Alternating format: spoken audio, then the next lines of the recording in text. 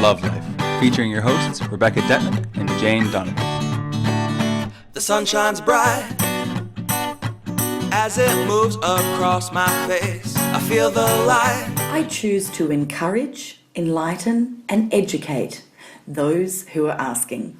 Welcome to Love Life. I'm Rebecca Detman. And I'm Jane Donovan. And in our quest for ever more esoteric topics today, Jane and I are going into an interesting area, not often talked about, but probably an area that you've all found yourselves in at least once in your life.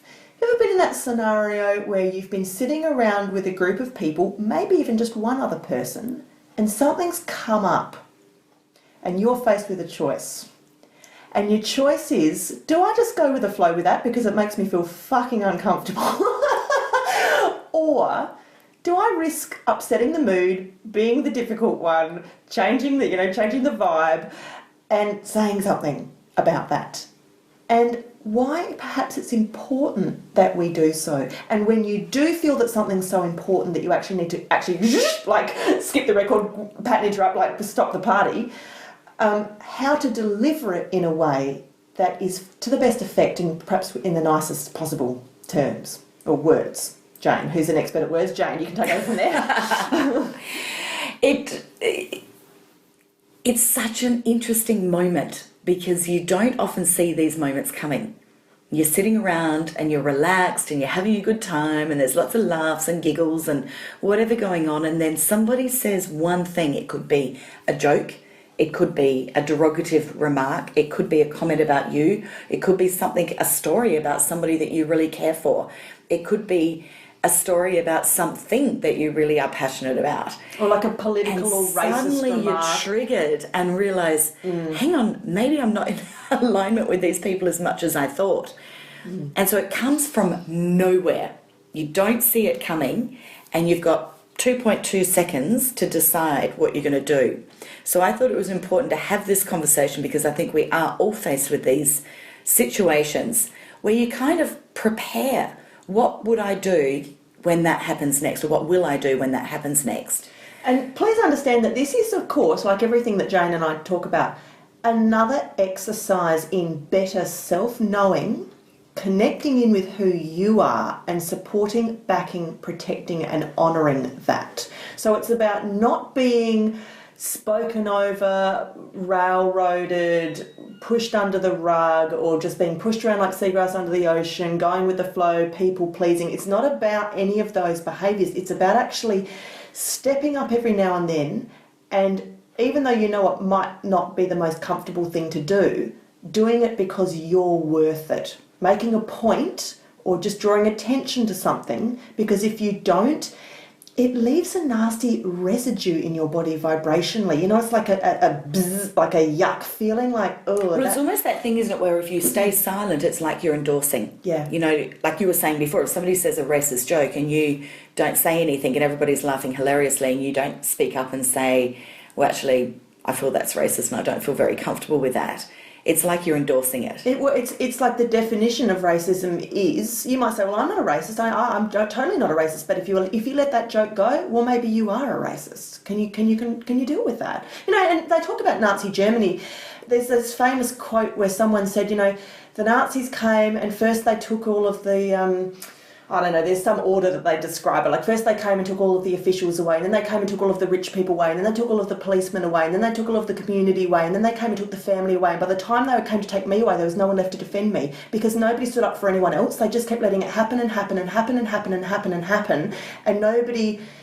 It just, you know, the power of the people there. I mean, this is a very extreme example, but it's what will you keep allowing? What are you going to keep allowing in your life? You're enabling. It's just not on. Yeah, You are enabling.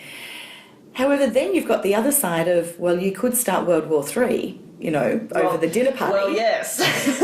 And is that good manners? So this is where you need to really have a clear idea of what really is important to you, what you can let go, but how are you going to let it go?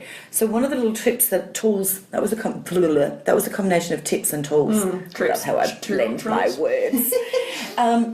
Is that if it's something that it really is going to be, as Beck said, the massive pattern interrupt. It's going to change the energy and the whole night. And everyone's having a great time. It's a social occasion. Then maybe now's not the right moment for me to be sharing what I really feel.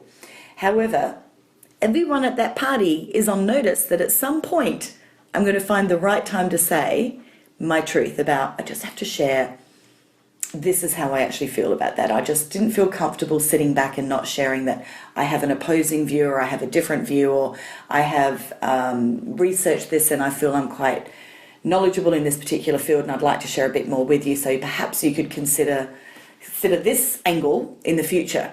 And that's where that education comes in. So what's your intent if you are going to speak up? Is it because you're wanting your integrity to be in alignment and you feel it's not if you don't speak up? Or are you wanting to educate? Or are you wanting to shit stir? Or are you wanting to not say anything because you lack courage or conviction or strength to be able to speak up? And there can be other scenarios as well. So it's really about having a trip down memory lane of when you were last in this situation. And what was it that you were feeling? Were you feeling threatened by people having some sort of conflicting view on something? Or were you feeling vulnerable about speaking up? Have a look at what that emotion was and what you could be working on so that you can rehearse this to have a combination of good manners and integrity and the opportunity to educate graciously and appropriately. Yeah, no, you're right, Jane. I keep coming back to racism on this, and I think because it's a really good example, particularly in a country like Australia, which is very casually, acceptably racist. You know, you hear those stories every now and then. An American will come over and be on a variety TV show, and one of the Aussies will let slip one of our type of jokes, and they just can't believe that we even say stuff like that on national television, because over there it'd be the biggest deal, because they've got so many race tensions that they're not, that the political correctness has gone through the roof. Yeah. Whereas here, you know, and this is a funny, different kind of racism, but when you know when you podcast and all your memories come back up, like on this theme, I can remember being 18 years old and sitting in a restaurant with my then boyfriend at the time and all of his dad and family and everything, and they all started to lay into Americans. Now, my mother is an American and I have dual citizenship and a US passport, and they just went around for 20 minutes bashing American. None of them had ever been there. Bashing Americans. And I was 18 and I just sat there and stayed quiet and left. And later, my boyfriend, God bless him, actually did say to his dad, you know, it was pretty uncomfortable for Rebecca to sit there at the table, you know, last night with all of you guys going on about Americans. You know, her mum's American. And his dad was really embarrassed and said, oh, yeah, I forgot about that.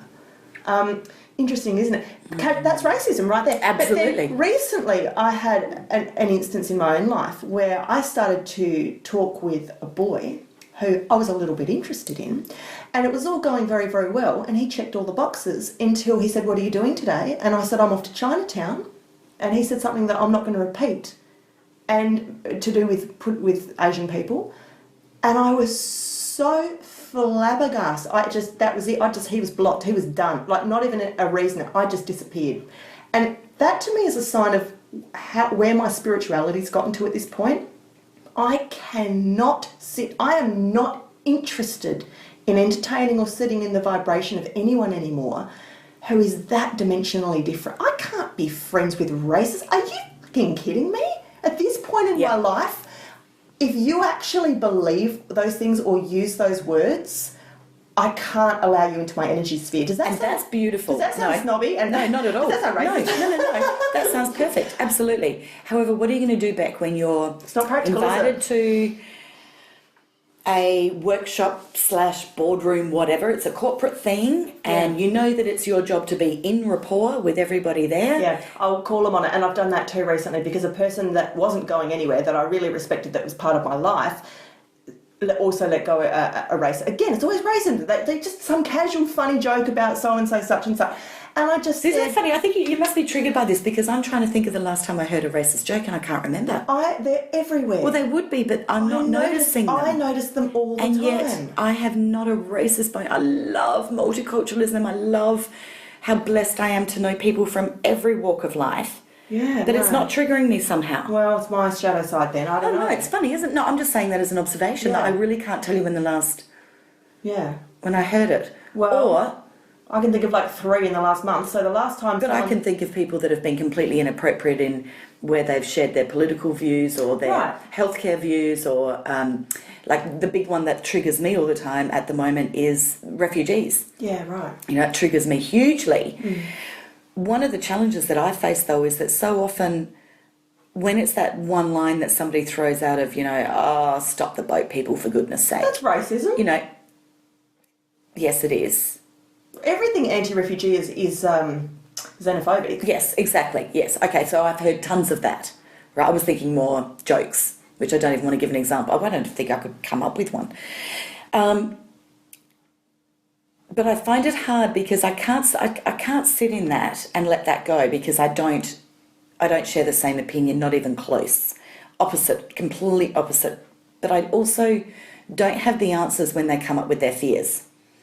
And give me an example of what that would look like.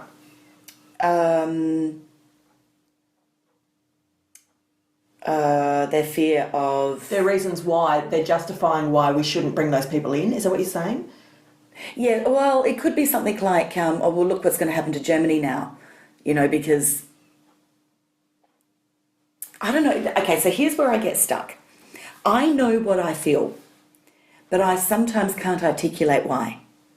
Does that make sense? Absolutely. I just know that I know that's wrong. And there's going to be, all of our listeners are going to be nodding their heads along to this because when you're an empath, when you're an HSP, when you're psychic, when you're intuitive, when you're consciously aware, you're a big feeling body and you're walking around all day not necessarily knowing intellectually or articulately why something is ... or scientifically. We don't bloody know, but we feel the truth. We feel what's right. It's like that way-seer thing, isn't That's it? We right. know. Don't ask us how we know, we just know. Just know. And so you're constantly going to be put into positions with people who are hugely cerebral. They'll argue you down, they'll be intellectual, they'll be scientific, they'll know their facts and figures, they've got photographic memories, they can reference bloody textbooks back to the 80s of journals and all this sort of stuff. And all you can say is, I don't know why, but it just doesn't resonate with me. And that's all we've got. So therefore, I've taken that the step further and just said, to some people in certain situations where I've actually just pulled them aside. I normally don't do it in a group setting because it's too hard. If everybody else is on the other side of the fence and they're all going to throw their energy at me, I'm just going to end up a blubbering mess and crawling in a corner and telling them all to fuck off and I'll never see them ever again. So that's not going to work for me or them. So I will though, what I found I've had to do is pull them aside at a certain, like get that right moment where I can just say, I just have to share. I feel very differently about it, but I can't articulate it. I can't share with you. I just need you to know that I have a different opinion and that's where I sit. That's it. And that's about as good as it gets. And I know that sounds weak as water.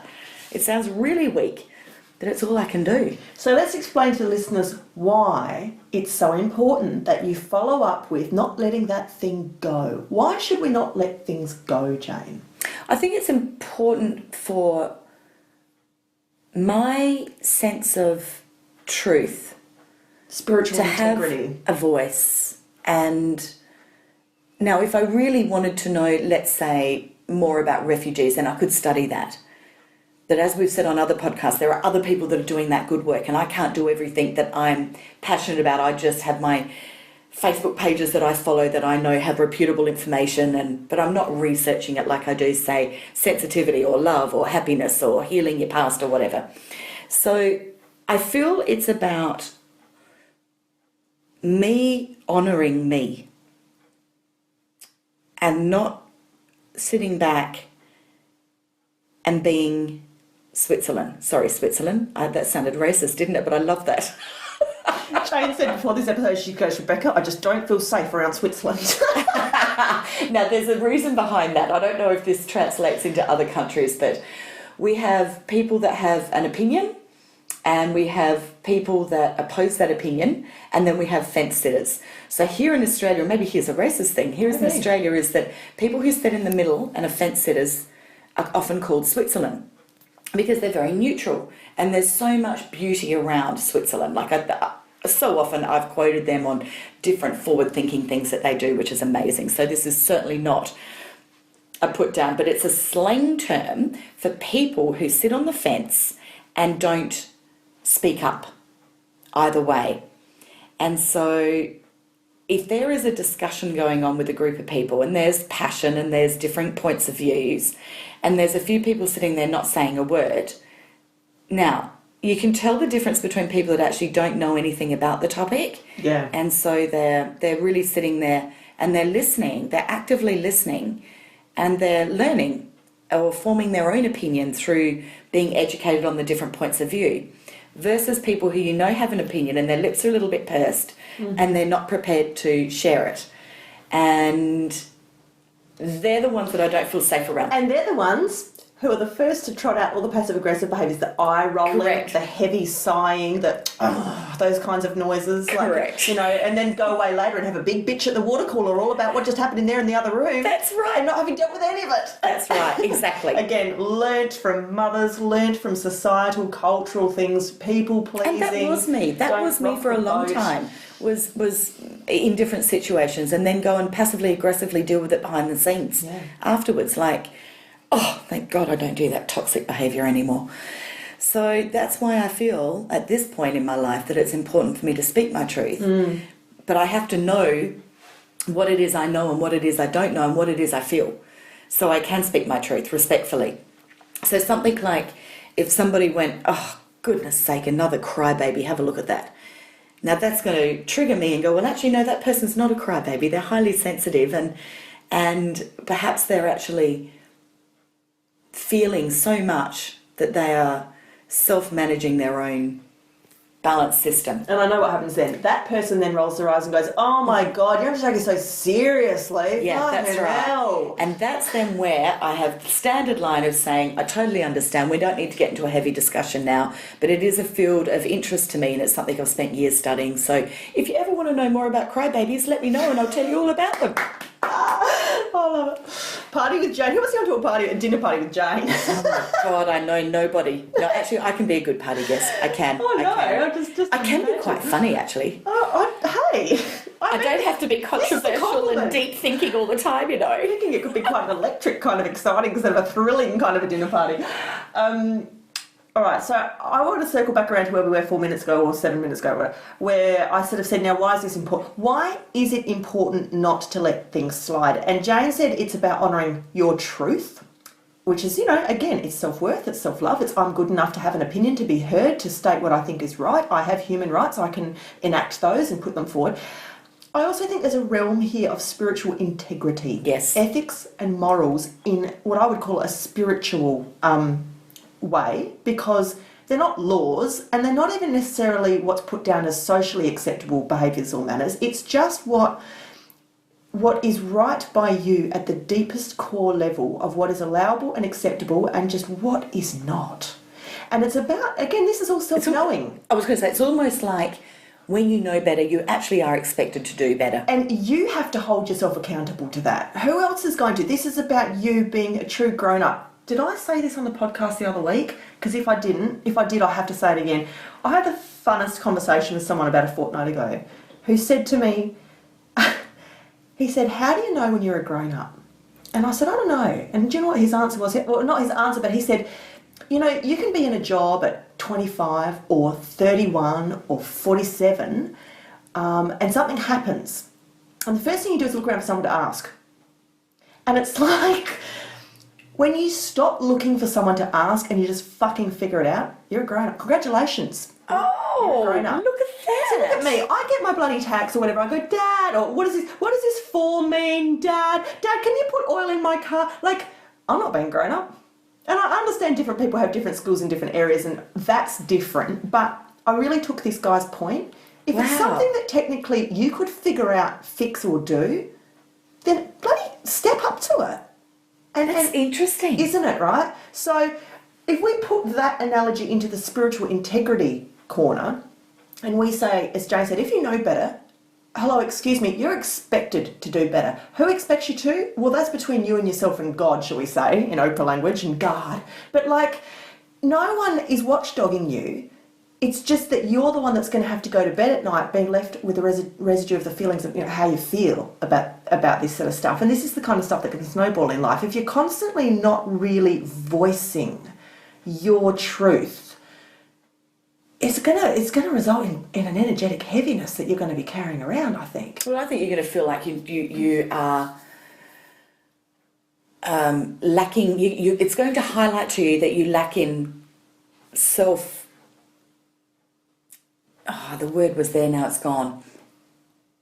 It's where you lack the ability to actually really stand up for yourself. Yeah, really. to back yourself, support yourself. That wasn't the word I was thinking. Fight but your own fights. It's like if you can't back yourself, nobody else can. So it actually highlights a weakness within you. Yeah. That actually probably sets off alarm bells within you as well. And look at the ripple effects. I was about to say it's going to snowball. In the positive sense, if you are someone who can healthily, easily, confidently, articulately, not in a great big dialogue, but just speak up when needed, and like James would say, call people on their shit, or just make something clear, speak your truth.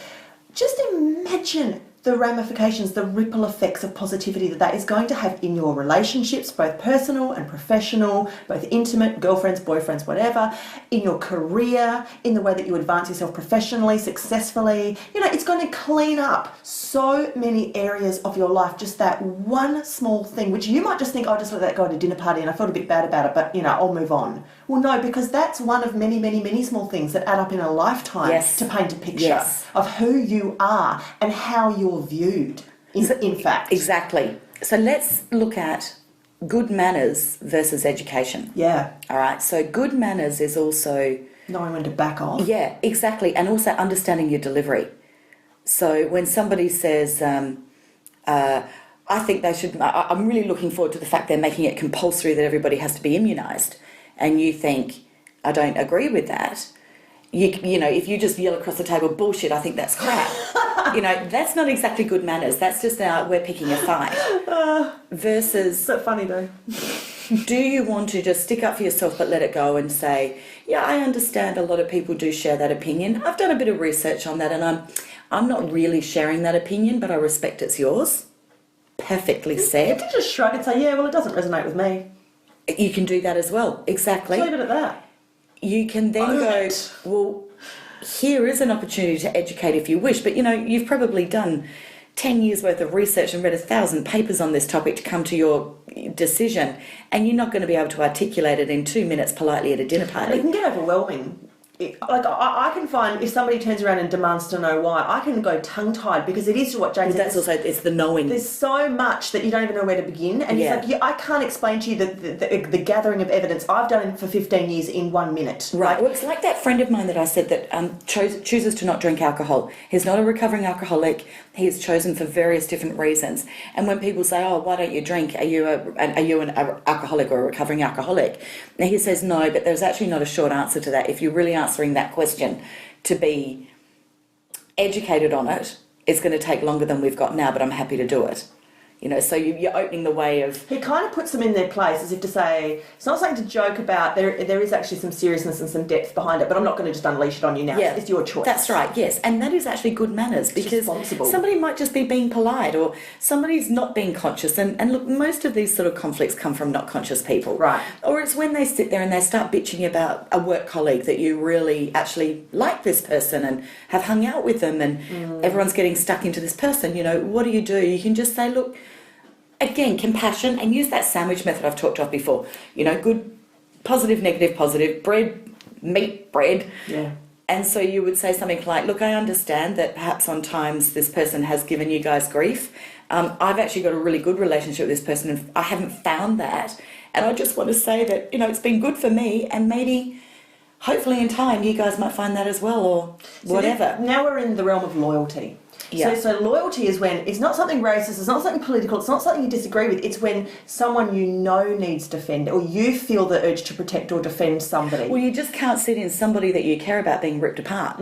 It doesn't feel right. Right. But at the same time, you have to respect that that is their experience. And so that's where I think it's important to hear them. The other person. You know, to say, I hear you, Yeah. I hear that you've had this experience, and I'm certainly not saying, no, you haven't, you're lying. I'm not saying that. But I want to acknowledge that I hear what you've had. I've actually had a different experience though. And maybe that can be encouragement that perhaps you could have a different relationship in the future.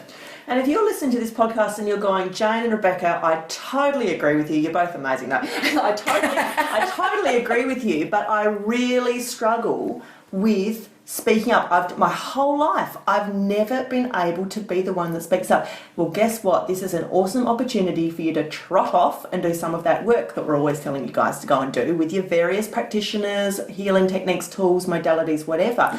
This could be a bit of a red flag for you, that this issue is bigger than you think. Like we said, these things this might be a really large part of your personality, which is holding you back in many areas of your life. And it's really cool that your awareness has been really drawn to this particular block that you've picked up from somewhere. There's a fear. It's funny you say that, because actually I'm going to do the highly sensitive course again, which I haven't been able to do. I thought I was going to do it every 3 months. I haven't. The universe has had other plans for me. So I've actually only ran I ran it in February and I haven't been able to run it since. Yeah. So I am committed to doing it once more this year. I'm going to do it. It's going to start on the 9th of November. That's an 8-module online course, which anyone can do anywhere in the world. But that's one of the modules we deal with. Yeah. Is why you can't do this, and how you can heal what's caused it, and then how you can start to implement having healthier boundaries and speaking your truth better without the fears associated. And it is important, because once you're able to speak your truth kindly, compassionately, with love and sensitivity, your world becomes so much more yours to own. You can tread anywhere you wish, freely, without your fears. Yeah. So a really important tool to look at mastering. And see, the fear, one of the fears that I always, used to have and still probably have sometimes is, it's fears of things like, I don't want to be viewed as the bitch, and I don't want to be viewed like I'm preaching. Yes. Again, these are very delicate grey areas that you can wander into. If you start to espouse your knowledge or come in like hammer and tongs on a situation, bang, bang, bang, bang, bang. Well, that's where it's education versus preaching. This is where Jane's talking about delivery, the importance of delivery. It is, and that's why you must, the first thing out of your mouth must, in my opinion, be to validate what they've said so they know they've been heard. Because otherwise they're just going to yell at you louder in 20 different languages, the same thing. It's who's the loudest and who's got the most words and who can say it in 20 different ways when they're saying the same thing. That's so right. they need to know they've been heard. Yeah. But preaching is when you bring up a subject uninvited and project your stuff and your belief on others. So you're at a dinner party and you think, great, I've got a captive audience. Here's my chance to sell them on why I think we should be all whatever. Let me tell you, you're not going to be invited back to the next dinner party. No, that's right, exactly. So it is about really looking at educating versus preaching. So education is when you're invited in to have an opinion. So if somebody's throwing an opinion around and you've got a different one, your opportunity is to educate, make sure that you've acknowledged what you've heard in them, and that you are sharing an opinion. You're not sharing a rule. There isn't a rule. And it's not and there is necessarily no right and wrong. either true either. No, that's right. There's no such thing as truth or right and wrong, as we all know. So there's only relative truth, or subjective. Yeah, that's it. And exactly. I saw a gorgeous post on Facebook the other day, and I'm trying to remember it, but it was a beautifully written thing that said, I care so much about the environment, I don't know the answer. I care about our health, I don't know the answer. I care about conflict in the Middle East, I don't know the answer. And on it went, about all these big problems that she cares deeply about, but she didn't know the answer. She said, but I care. Oh, I know, it's just brought tears to my eyes. oh, God. And if you want to, that's how you can share your beliefs with people that you want to share something different, you know? You can just say, I don't know the answers, but I care. I'm not speaking up to be a smartass and have a solution to world peace. Yeah. But I'm just saying this really, really means something to me. Yeah. And I'd be crippled if I couldn't voice this. Like, I have to say something. Yeah, and that's beautiful. That's passion. That is true drive and passion and soul purpose, in fact, I would say. I choose to encourage, enlighten, and educate those who are asking. And if you wish to further encourage, enlighten and educate your own self in your own journey, Jane and I have a range of resources and tools. Go to lovelifeshow.com. You can listen to every other 144 free episodes we have on every single topic under the sun, and yet the universe still keeps giving us new stuff to talk about. It's kind of amazing. And I was just going to say, as a companion episode to this one, you may wish to go back and find the episode about facing the firing squad that we did, which has got some very similar themes, which is a cool, companion piece. So Jane and I've got coaching up on, our services are up on the website as well. And Jane's course, Jane, do you want to just... which you can go to janedonovan.com.au and just email me through and I'll get some information off to you about it all. I'm very excited because I have so wanted to do the next group of beautiful HSPs that we can help you to embrace your sensitivity, get even more tools and live an incredible life soaring as high as you want to fly. If that is you, then Jane is welcoming you into her arms. I can't even speak anymore. I know we all need to go to bed. Jane is welcoming you into her arms. And until this time next week, we want you to be really beautifully, spiritually conscious and speak your truth. Life is perfect, I'm not trying, it's just happening.